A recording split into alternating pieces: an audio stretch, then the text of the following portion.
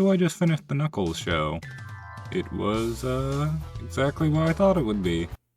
But even worse. Now, I'm already not a fan of the Sonic movies. They have some of the worst aspects of Sonic stories that I just don't give a fuck about.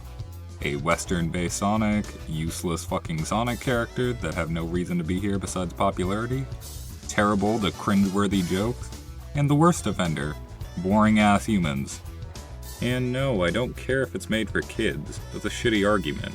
Because not only has children's media shown time and again how well written it can be, but this is a series for children and it's had multiple stories that can speak to children of all ages and adults. But what are my actual issues with this show? Well, the big one is the fucking lack of screen time for Knuckles. Now, I'll give the Sonic movie credit because even though it does have human characters, the bulk of the film is always focused on the titular character and his enemy, not fucking Tom. Because no one came to the theaters to watch fucking Tom. But the Knuckles show has like zero material for the supposed main character. The plot is basically Knuckles has to train the least funny character of the Sonic movies on how to be a warrior. But oh no, Wade sucks. Shocker. So Knuckles has a really hard time trying to teach him how to drop his balls. See, cause it's bowling. Remember when Sonic Stories had this kind of sport? I miss those days. Knuckles and Wade then stop at Wade's mom's house, and the Echidna tribe is then compared to the tragedies of the Jewish people, which is just hilarious to me given the history of this character's lore. Hope you enjoyed this, Ken. Then Wade gets a vision of Knuckles' life story in the form of a play, which somehow motivates him to get fucking superpowers? That he never fucking uses again after the scene, great.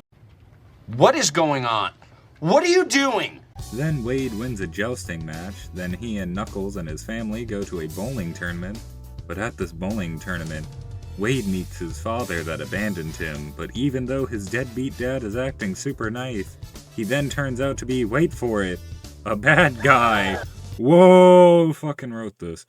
And his dad betrayed his son because he was worried Wade would take away his championship title. But then, shocker, Wade still manages to make it back to the match where he barely beats his dad. Yay! Now, you keen-eyed viewers might have noticed one thing. That I barely mentioned Knuckles. And that's because I didn't have to. This is the bulk of the show. Hell, Knuckles is barely in the fucking play episode. And in that episode, we learn about his origins. Yes, you heard me right. Knuckles' origins is shown in a play, where he isn't even there to show anything of how he feels on the matter. No, I'm being serious. Because that's Wade's job. This is his show. He's the main character. Those words, is it possible to use them in a sentence together like that?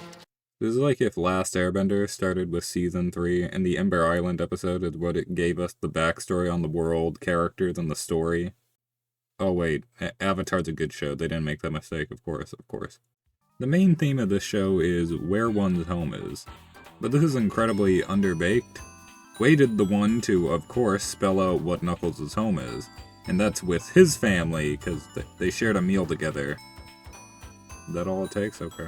So is Knuckles gonna stay with Wade in Sonic Movie 3? I honestly don't know, because the show has one of the most abrupt endings I've ever seen.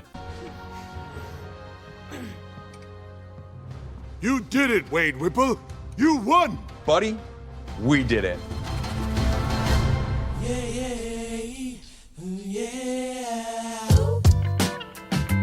Maria, this is what you wanted, right? We get some parts of lore, like some big monster that Knuckles fought in the past. He clearly references Angel Island. There's fucking nothing to do with Pachacamac. 06 stuff. And yeah, that's it. Oh yeah, the villains! I almost forgot. They suck. Shocking. They're just doing Eggman's plan from the first movie, but unlike Jim Carrey, they didn't do it first, so it's just repetitive. And they're nowhere near as funny or as memorable as he was, so they just suck ass. I also don't find Tweedledee and Tweedle-Terrible here nearly threatening enough. In fact, I was shocked Knuckles didn't just rock these guys' ass, because their first fight had so many moments where I thought he'd just finish them off. But nope, Just terrible fight all the way. Okay. The ending is pretty much the same as the first Sonic movie, which, yeah, I was expecting just from the trailer alone. For real though, to those who just like this show, that's fine. Where the fuck do these villains rank compared to, like, the other Sonic villains?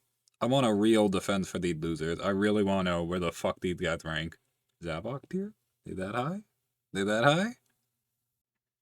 Well, given how bad this 6-episode turd fire was, I'm so looking forward to the future installments of the series. A whole cinematic universe?